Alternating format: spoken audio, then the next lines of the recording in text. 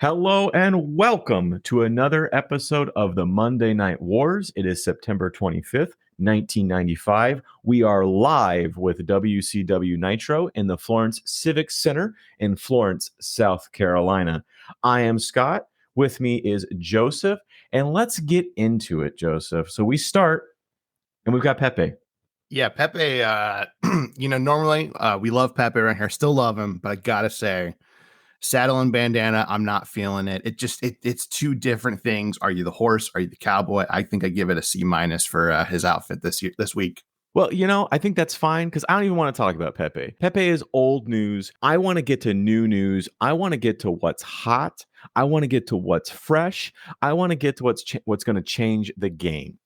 And we have that in our first match because we have Disco Inferno.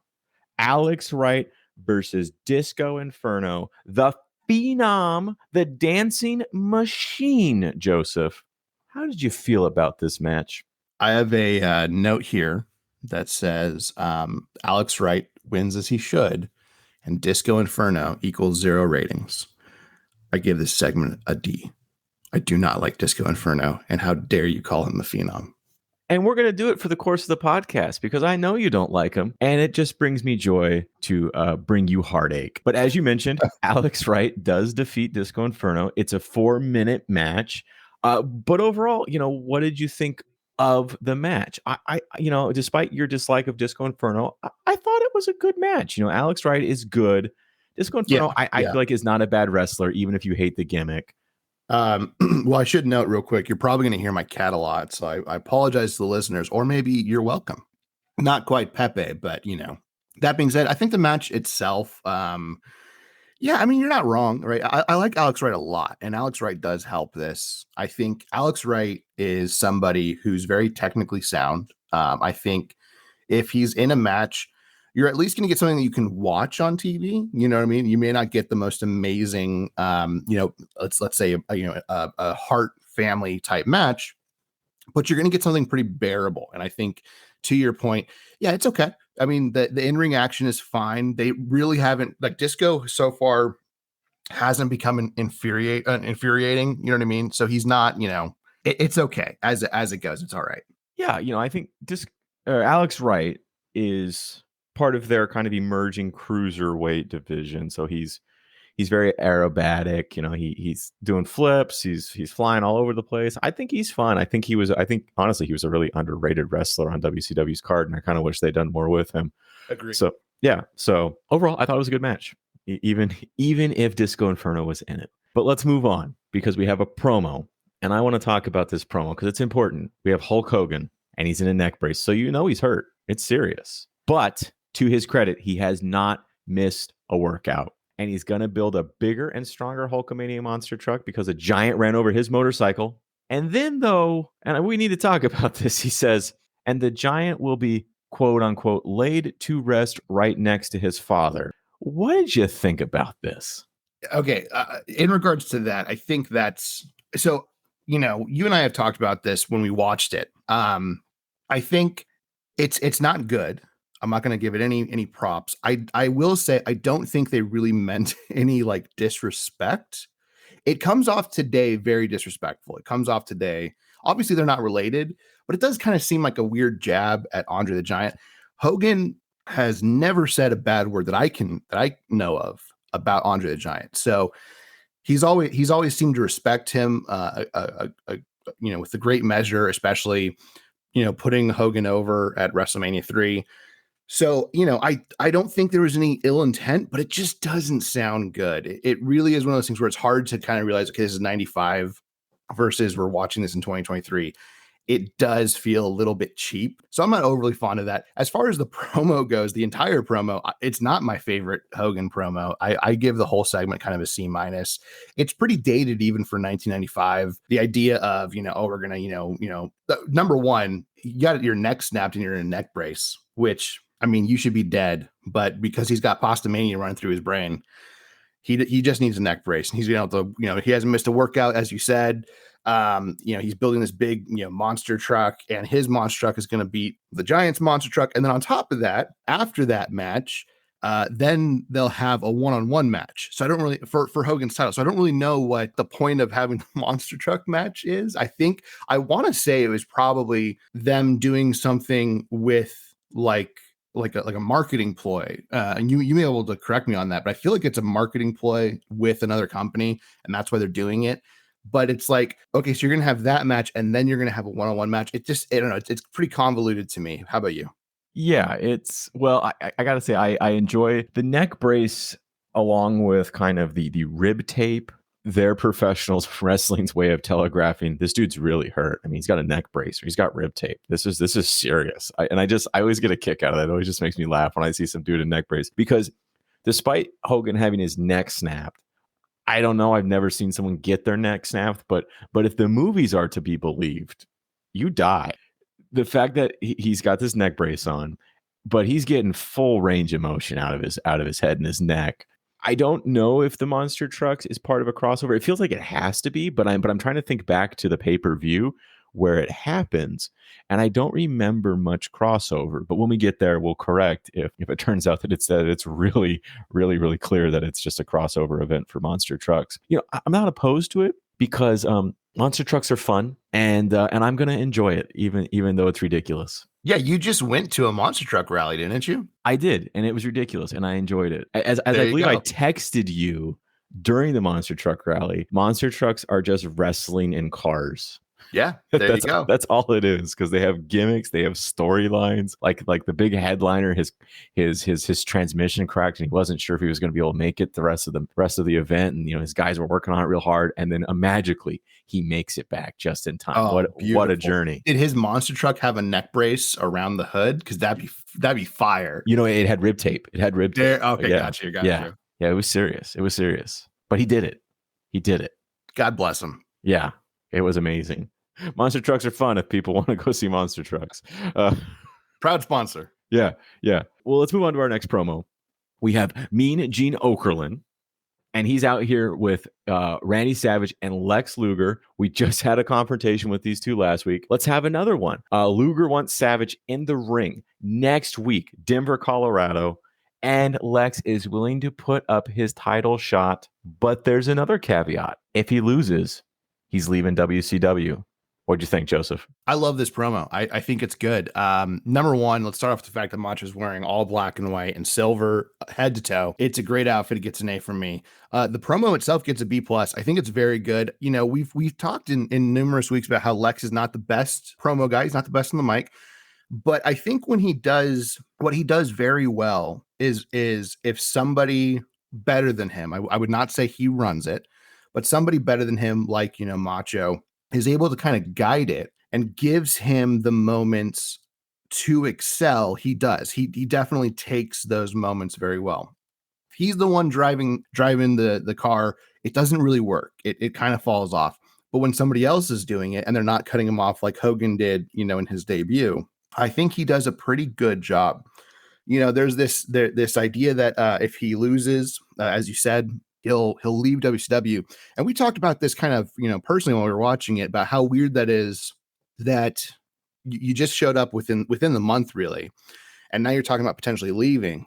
And we were discussing whether or not the merits of that, really matter, because like you would know, you just showed up, there's no way you're going to leave. But, I've been doing some thinking about some soul searching, as it were. And I realized WWF does this thing where they'll say very, very, repeatedly throughout their program, you never know what's going to happen in the WWF. And I don't believe it, because when I watch it at this time, everything that they do is like, yeah, obviously this is one of your 4 superstars you always have. This is not that big of a swerve. There's nothing new. There's nothing exciting happening. So I can believe everything I'm watching. So when you say, anything can happen, I don't believe it. I think what will happen will happen. On WCW, though, in their first, month of Nitro, they've had big moments where you really believe, could anything happen? So I think this kind of plays into that. Obviously, it'll get even grander in the next year, where they'll have way more big moments where really what can happen in WCW. But I think they're playing into that idea here. And for that reason, I enjoy this promo, even though it does seem ridiculous with the hindsight of 2023 that you would just let a guy go after a month.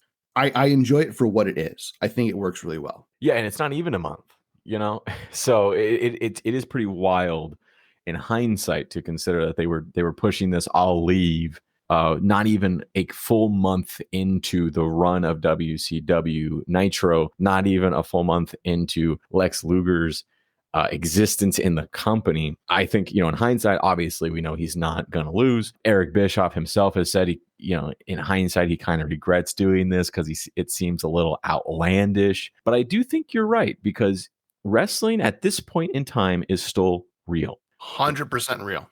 Yeah, it's all really happening. The events are true. So I don't think it's crazy then to think that Lex would consider leaving this early. I mean, he's not liked by the locker room, I guess, so to speak. They're paranoid. They're not sure who he's with, for or against. And he's just kind of like, well, if you want to accept me, I'll just go. I don't think that's a crazy thing to say, even though it's less than a month in. So I thought it was fine. And, Macho Man, obviously great. Randy Savage and Lex really play off of each other well. Randy kind of covers for Lex's difficulties on the mic. I mean, last week, I remember you could tell there was a moment where he just brain farted, could not remember what he was supposed to do.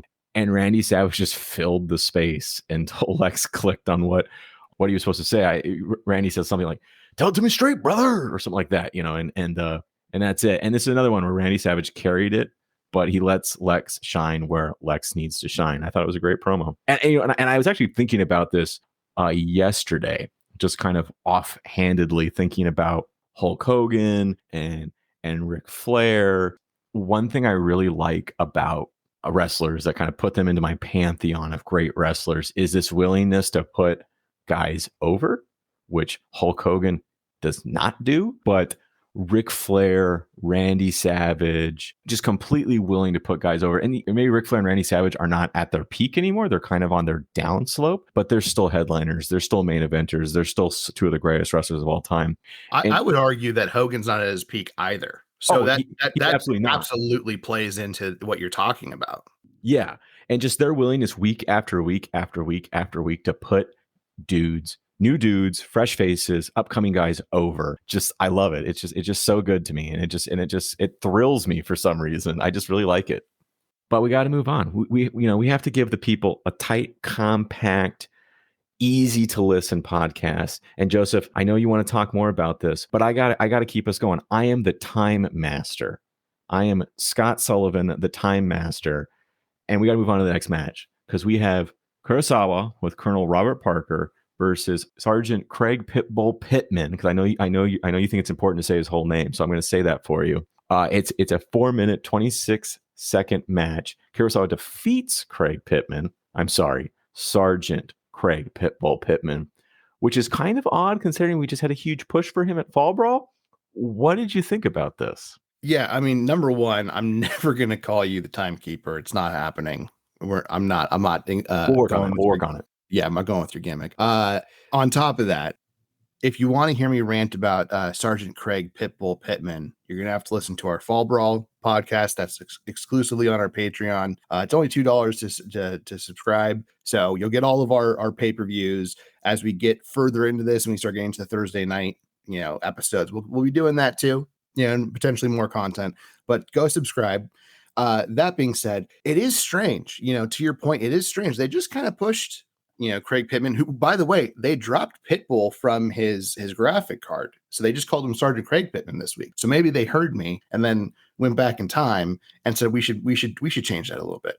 But they, Kurosawa breaks out of the code red, which is just an arm breaker. That's all it is, just an arm breaker. But he breaks out of it. And that's pretty surprising, because that is, Pittman's finisher, and you just kind of pushed him. And now it looks like doing a complete 180, and they're now pushing Kurosawa instead. So overall, the segment gets a D for me because I don't understand what's going on. I don't think Craig Pittman's the best in-ring talent, or really the best talent in general. But that being said, you were going somewhere with him and you just seemingly dropped everything. So I don't understand what's going on here. It doesn't make sense.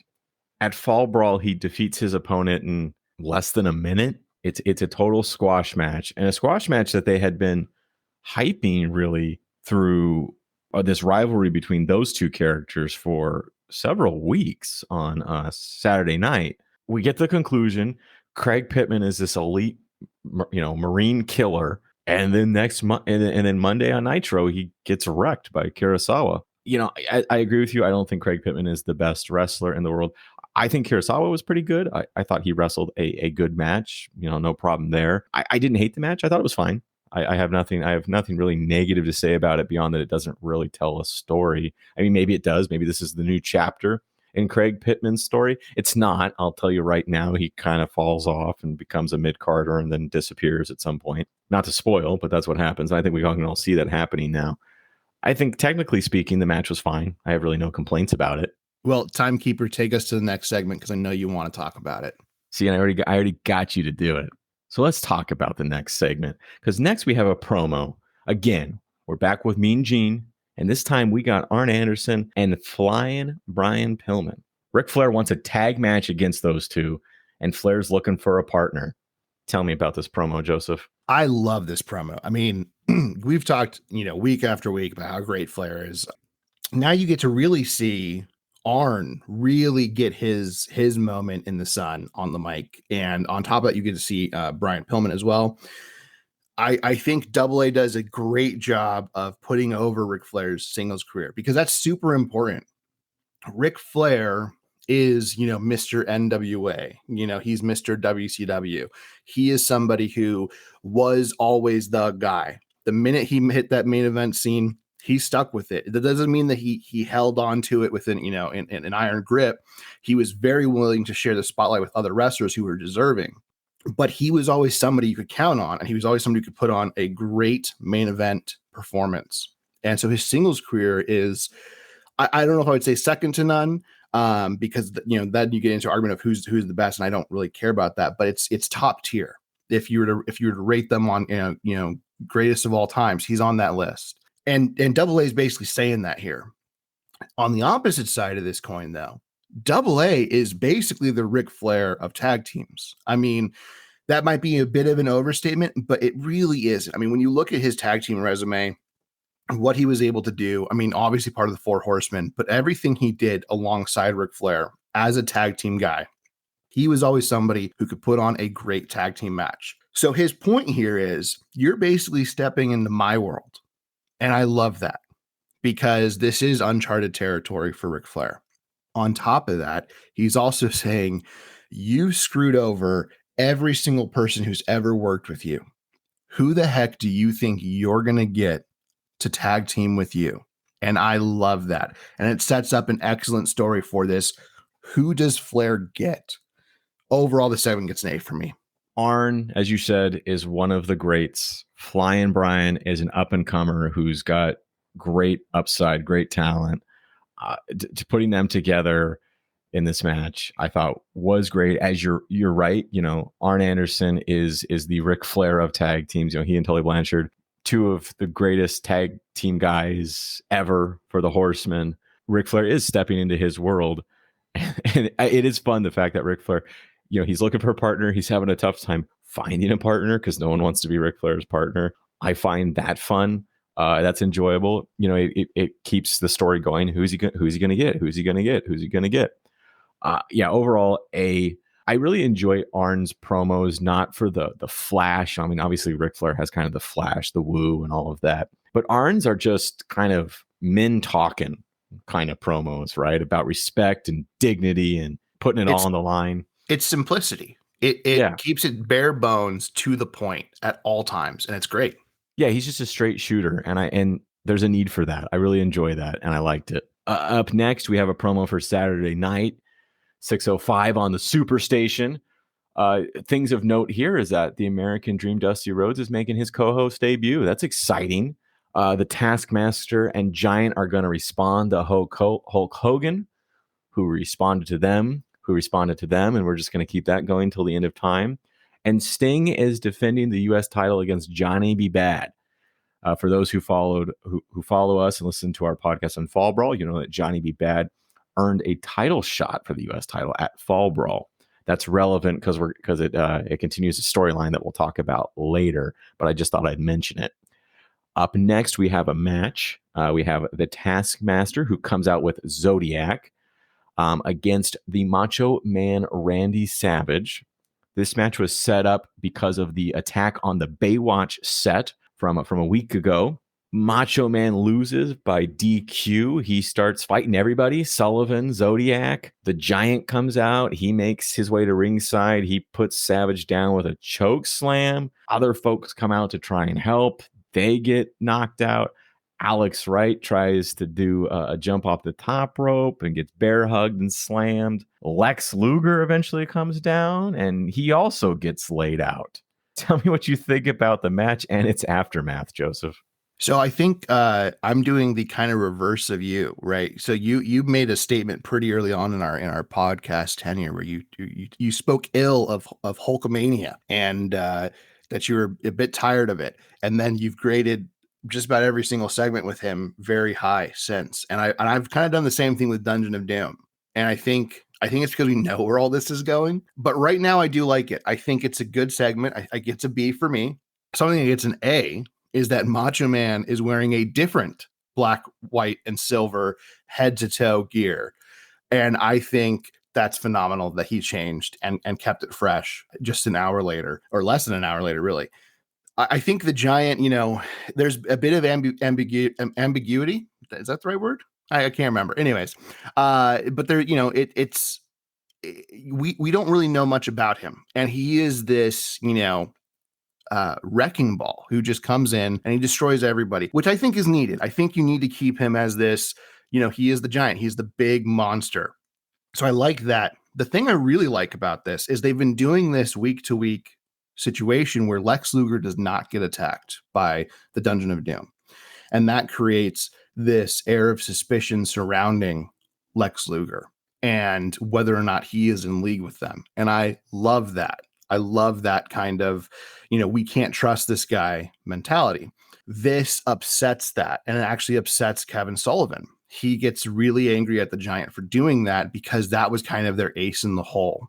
Being able to, create that tension between the top stars and show Lex Luger as his potential ally created this air of, you can't trust him, and it kept them disconnected. And this destroys that moment. And the fact that Kevin Sullivan is upset works really well. On top of that, it plays right into the next match. So it gets a B for me. Honestly, I like the whole thing. Technically, it was actually a very fun match. It was taking Kevin Sullivan at what I think he's best at is these kind of brawler kind of matches. I mean, early in his career, he was known as the Boston Brawler. That was kind of his thing. And it's just Macho Man and Taskmaster just kind of going at it, just a slugfest, going out of the ring, throwing people around. I enjoyed just that it was a brawl. I thought that was great. I also liked that it kind of furthered Macho Man's paranoid macho, where he just kind of loses it and just starts fighting everybody. And that's how he gets the DQ. And then he won't stop, and to the point where the Giant has to come and put him down. And you're right. The brawl at the end, they lead into the next match. And so let's just lead into the next match. It's fluid. It's kind of great how they just go together so smoothly. The next match is Ming versus Lex Luger with Jimmy Hart, but Luger's out. He's out cold. So Ming rushes into the ring and just starts laying into him. He's choking him. He's doing all kinds of stuff. He's just messing Luger up. During the match, we do have some breaking news. Hulk Hogan is going to be live on Nitro next week, but ultimately, Ming defeats Lex Luger. It's a 6-minute, 46-second match. Luger stayed in longer than I thought he was going to after he the Giant almost killed him. But what do you think? Yeah, I think number one, and I know we both agree on this, Meng is incredibly overrated. I believe he was King Haku in WWF. Underrated. Underrated. Did I say overrated? Oh, my apologies. Underrated talent. So good. He's so good. And, he really is an effortless monster heel. And I like that. He does a great job. He's picking apart Lex Luger, who has already been beaten up. And I think that works really well for what they're doing. Lex Luger does something that I love. I know you love it. I love it. It's the I didn't pass out thing. where, they raise the hand drops. They raise the hand a second time, the hand drops. They raise the hand the third time, and it drops. And right before it hits the mat, he, kind of hulks up. And I'm not passing out. I'm not giving up. I'm still in this. I love that. It's silly, but I love it every time. I wish they did it more often. Nowadays, they just do it the one time, and I think it's dumb. I want all three. But there's also a huge facebuster counter by Lex. I think is really good. Eventually, like you said, Meng does cheat with the spike for the win. I think the match is solid. It does exactly what it needs to do. I think it's a B overall. It tells a story, right? We just had Lex Luger get laid out. Ming capitalizes on that. It's created some ambiguity, as you so correctly said, in the who is Lex with conversation, which I think is good. I think we needed that because, Lex has not been attacked by the dungeon, and now he's been attacked, and it adds a new layer to that conversation. So that, because, you don't want that story to get stale. Oh, he just keeps not getting attacked. Okay. But now he's gotten attacked, but that wasn't supposed to happen. It's clear. But it also gives Ming an excuse to defeat Lex without Lex seeming weak, right? I mean, he got destroyed by the unstoppable machine that is the Giant. I thought it all worked out well. I thought it was a good match. I thought it was a fun match. As you said, Ming is incredibly underrated. I really like Ming. I like Barbarian. I like them together. I think they're a fun tag team. I wish WCW had done more with them. Unfortunately, they won't. I mean, they're pretty active. You see them pretty regularly, but they don't really get the push that I think they frankly deserve. But Ming again shows why he's a great underrated talent. Good match. I think a B is fine. I agree with you on that. But moving on, we have an outro. And again, Hulk Hogan, the world champion, he's gonna be live on Nitro next week. The American males are gonna be live on Nitro next week. They just won the titles. Lex Luger is going to face the Macho Man Randy Savage. It's going to be great. What do you think about the close here, Joseph? There's not really much to say. It's just a standard outro. I think it's fine. Yeah, I think it's good. I think the only thing worth mentioning here, and we'll talk more about it on the next podcast, is that they're putting Lex Luger and Randy Savage together in a match for the number one contender shot, but also Lex's I Quit match on just a normal Monday night. It's crazy. Anything can happen in the WCW, man. It's really true. I mean, that's a pay-per-view match, and they're just doing it on a Monday. Yeah, next Monday. It's fine. That's crazy. And that ends it for WCW, but it does not end it for us because we move on to WWF Raw. Also, September 25th, 1995. We're not on Thursday this week. And we're at the Civic Auditorium, apparently otherwise known as the Welsh Auditorium, in Grand Rapids, Michigan. So we have a promo. It's a replay from In Your House, the triple header. We see that British Bulldog substituted for Owen Hart in the main event because Owen Hart couldn't make it for some reason. In the event against Diesel and Shawn Michaels, all the titles were up. Diesel's title, Shawn Michaels' title, and the tag team titles, Owen Hart, Yokozuna, all on the line. Even though Owen was late, they let him compete for some reason, and he gets pinned. And that causes some questions because he did not start the match. He just came in at the end, but he's the one that lost them the titles with the pin. What do you think about all that, Joseph? So I think it's good because it does kind of explain what the hell is going on, which I think is good. Clarence Mason, who is a Johnny Cochran ripoff, and I both love and hate this, but it is really good. He does a good job. He's making a fair argument. Technically, the champions going into that match, even though the champions originally were Owen and Yokozuna, technically were British Bulldog and Yokozuna. Owen was no longer the champion. He was also not even in the match. So the fact that he was the one who got the pinfall against him means that they should not have lost the match. They should not have lost titles. That being said, this plays really well for them, the heels, but it also doesn't. It also backfires a little bit. They do get the titles back, and they'll re-explain this later on in the episode, but they get the titles back. But Gorilla Monsoon says, okay, you get the titles back, but there's going to be a rematch in a few weeks. Same match, rematch, but this time with Owen. He also says that Owen and Yokozuna, who had a match scheduled that night with the Smoking Guns, that is now a title match. And this upsets Jim Cornette profusely, and I think it's great. I think the whole segment works really well. This is one of those rare examples of a pre-taped segment, and obviously this whole show is pre-taped, but I mean, this supposedly happened well earlier in the day. That works really, really well. I think it's a good segment. It's neat, as Gorilla Neat. Monsoon would say. But yeah, I think, one thing that I do think WWF has over WCW is because they're taped, they can do some really interesting stuff with their pre-taped promos. They can get them right. They can put the episode just how they want it. I think it is a cleaner product overall, and I think that was evident here. That doesn't mean, even though they're pre-taped and they can do whatever they want, that it's not a nonsensical mess a lot of times, because it is. But I do think WWF overall kind of has a cleaner product. The promos are tighter, they're crisper, but it's because it's not live. It's all pre-recorded.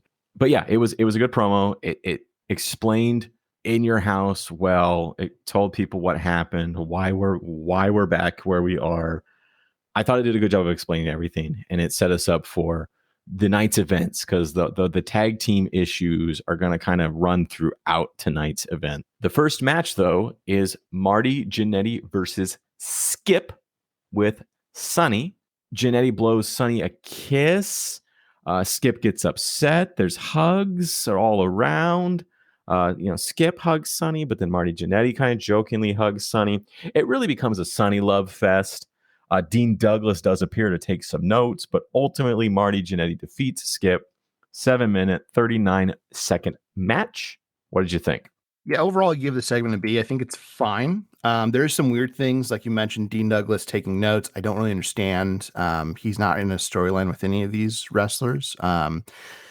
I don't know if I don't know. It doesn't make sense. There's like maybe there's a weird connection to Shawn Michaels. Maybe I'm not positive. I don't understand really what he's doing in this. Obviously this is a returning Marty Jannetty, and that's huge, but he only kind of gets an okay pop. It's not a big, oh crap, Marty Jannetty is back. The commentary team's putting it over for sure, but the fans really aren't to a huge degree. They do get pretty loud when he wins, so there is that, but overall in the return it's not huge. That may also be just because there's not that many fans in the stands. I don't know.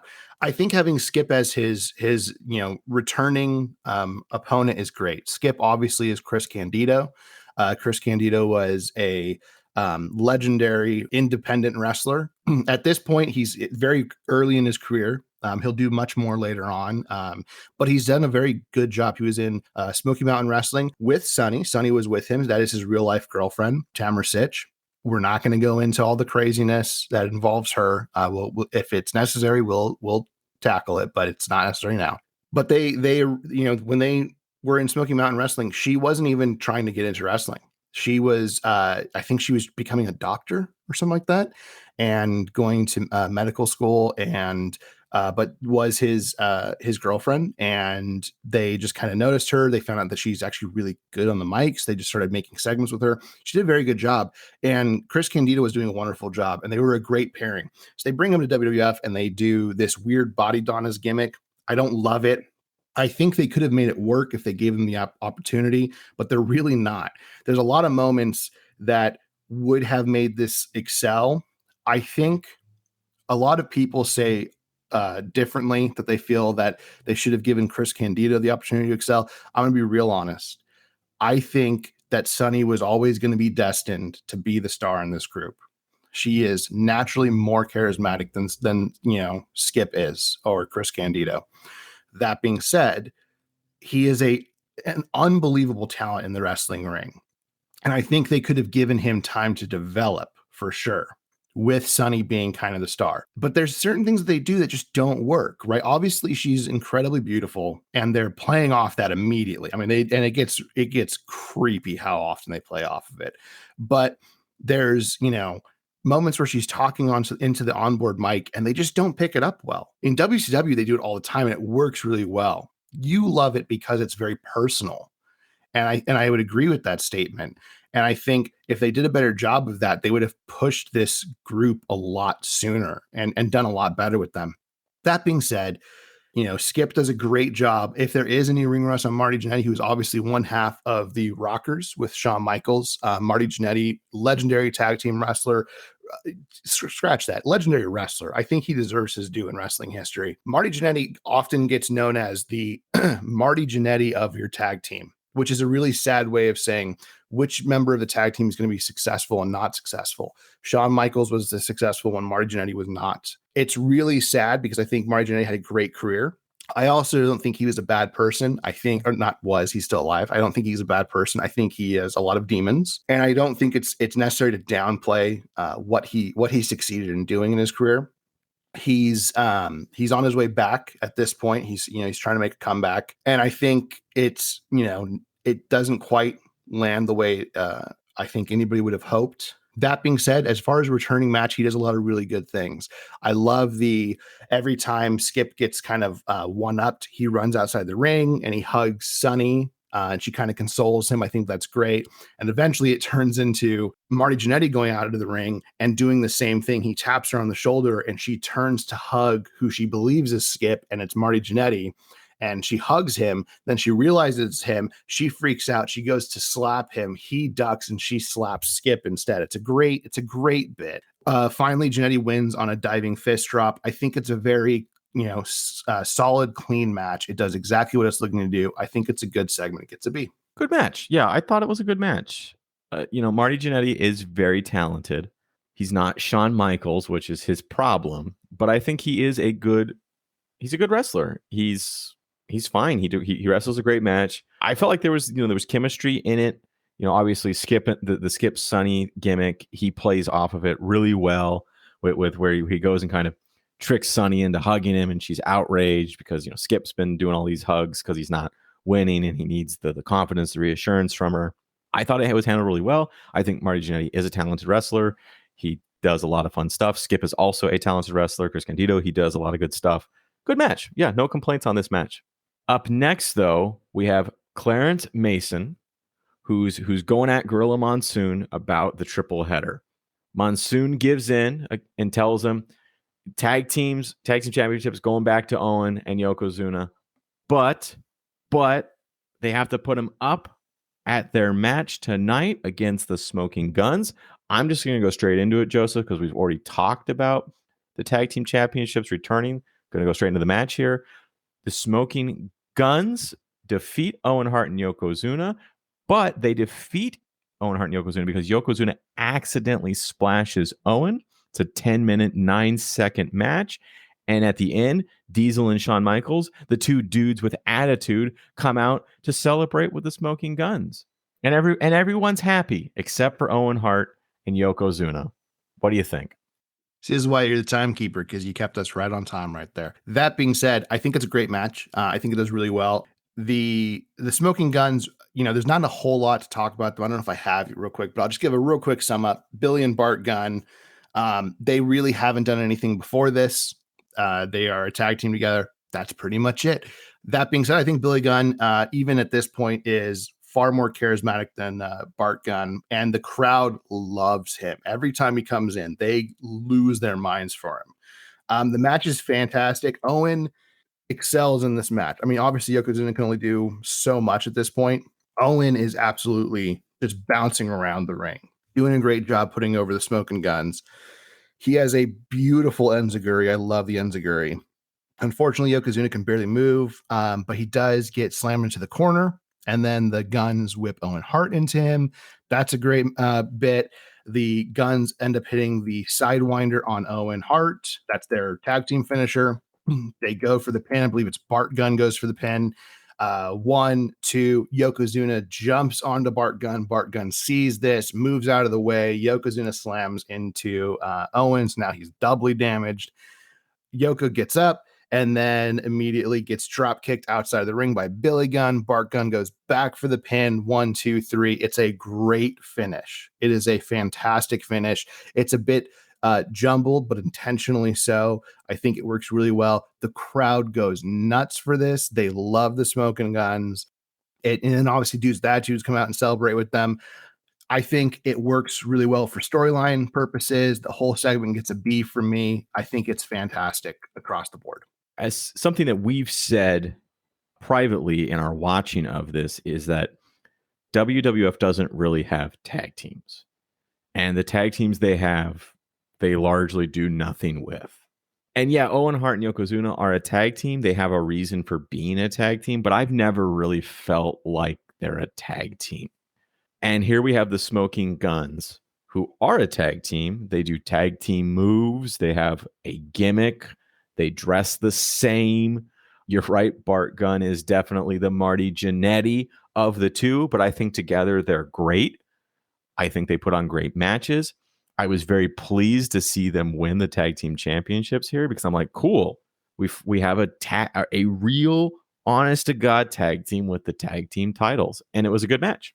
So I don't think I have a negative thing to say about it. But after that, we head to our main event with The Undertaker, with Paul Bearer, versus the British Bulldog with Jim Cornette. And what happens here is men on a mission show up to watch the match. Undertaker gets Bulldog in a choke slam, but men on a mission storm in. Mabel gets Undertaker with a belly-to-belly suplex.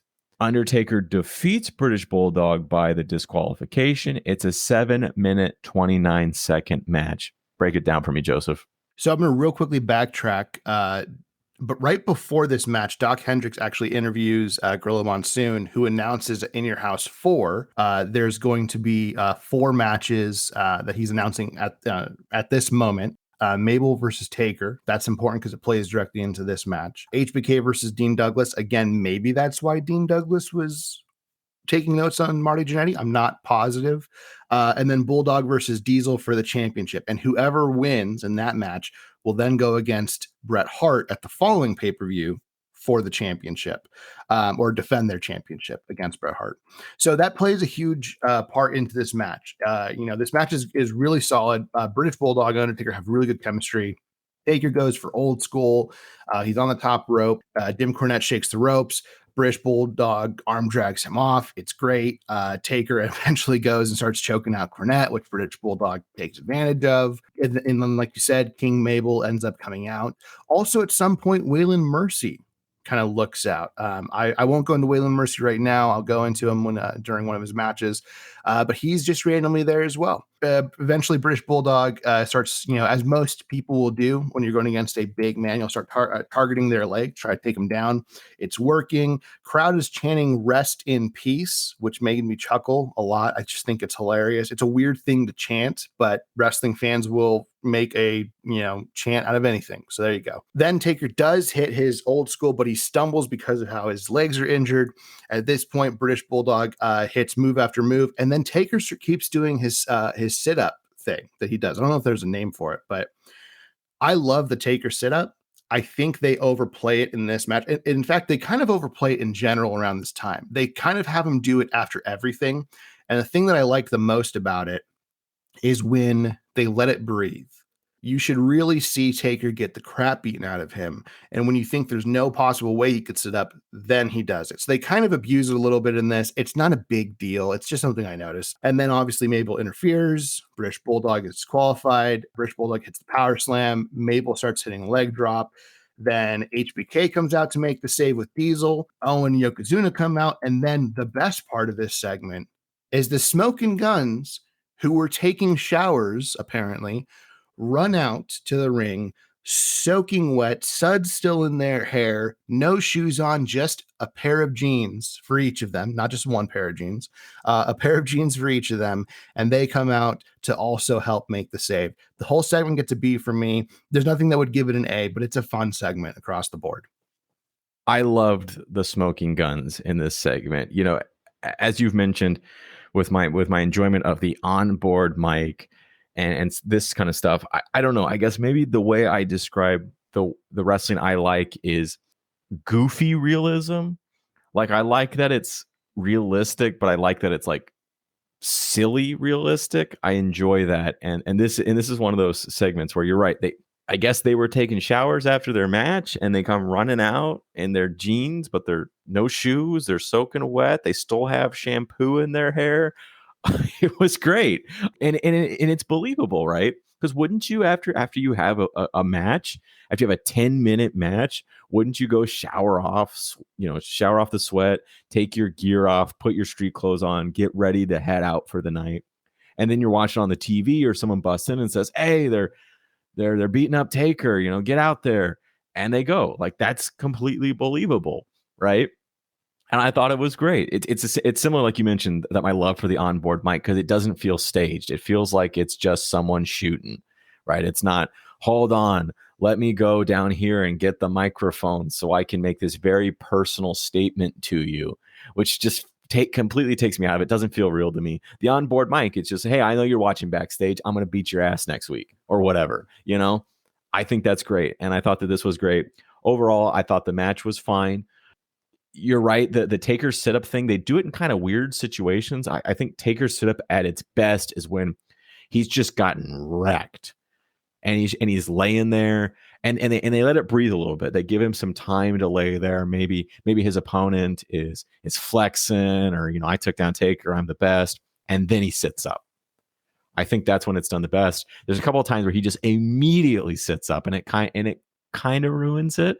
But it's Taker, so I'm going to give it a pass. He can do no wrong. And good match. I mean, Undertaker and British Bulldog, good wrestlers. It's a good match. It's fine. But that does bring us to the end of the night. Anything you want to talk about in the close before we go into who won? No, I just think overall the show gets a B for me. It's a good show across the board. Not a bad night for WWF, but did it beat WCW, Joseph? What do you think?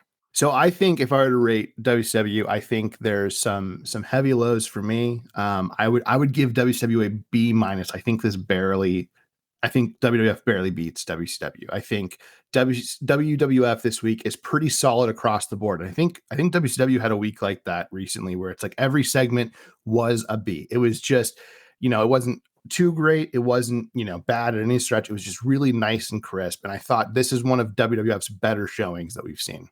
I agree with you. I think it was one of WWF's better nights. That said, I don't know if it beats WCW. I think I liked WCW better tonight.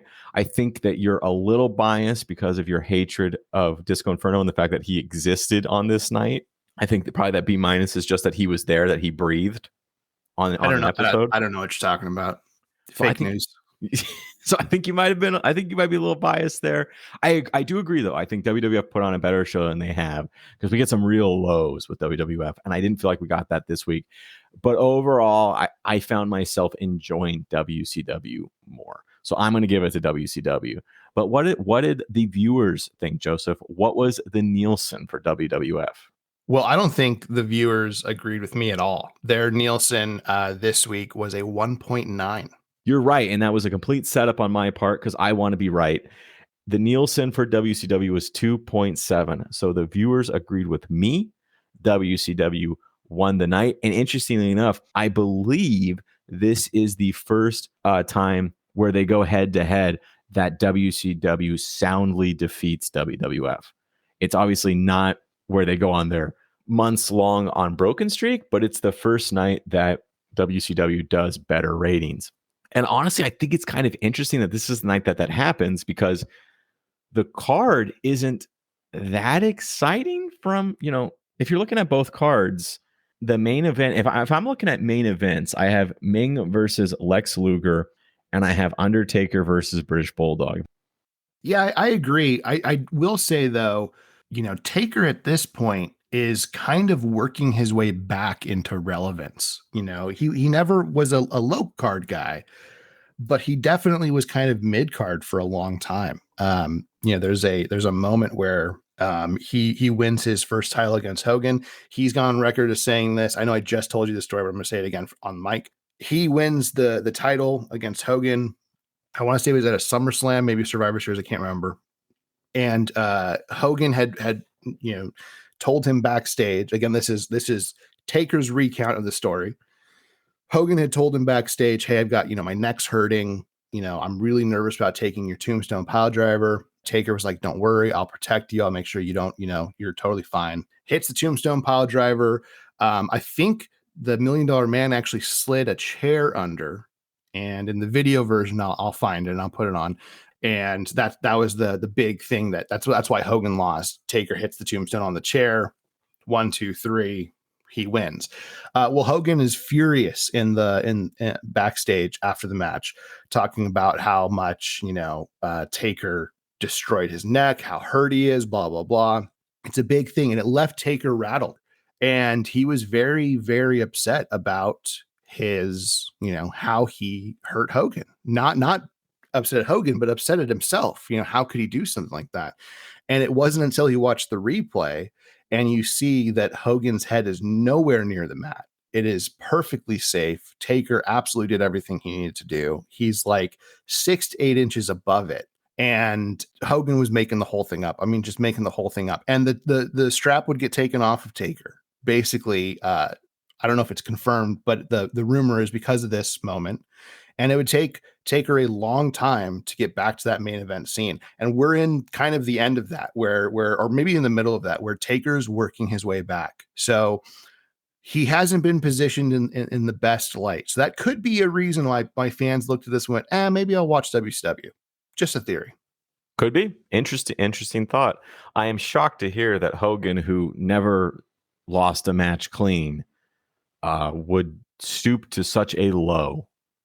Maybe he just didn't have pasta mania at that point. That's true. That's a good point. And none of us got pasta mania very long because that place didn't last for very long. But you know what's overstayed its welcome? This episode of the podcast. We got to keep the time. I'm ending it. Thank you all for joining us. I am Scott. With me is Joseph. Have a good one. Bye, everybody.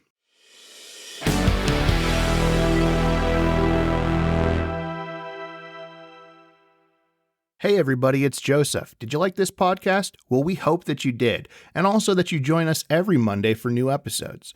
You can listen to us on Spotify, and soon we'll explore other platforms to bring you episodes of the Monday Night Wars. Did you listen to this podcast and think, pretty sure they're wrong about that? Well, let us know. You can email us at mnwpodcast@gmail.com. Again, that's mnwpodcast@gmail.com. And correct anything we messed up. Don't worry, you won't bruise our egos. You can also give us suggestions, follow the show, or even just reach out to us on the following platforms. On Twitter, you can reach us at MON Night Wars Pod. Again, MON Night Wars Pod. And on Instagram and Facebook, you can reach us at Monday Night Wars Podcast. And finally, if you feel like supporting this podcast and also getting bonus content, you can follow us on Patreon at Monday Night Wars Podcast. For the low price of $2 a month, you get every episode of the Monday Night Wars and also every breakdown of every WCW and WWF pay-per-view during this era, with more content to come. Again, and one last time, thank you so much for taking the time to tune in. We'll see you next Monday back here on the Monday Night Wars podcast.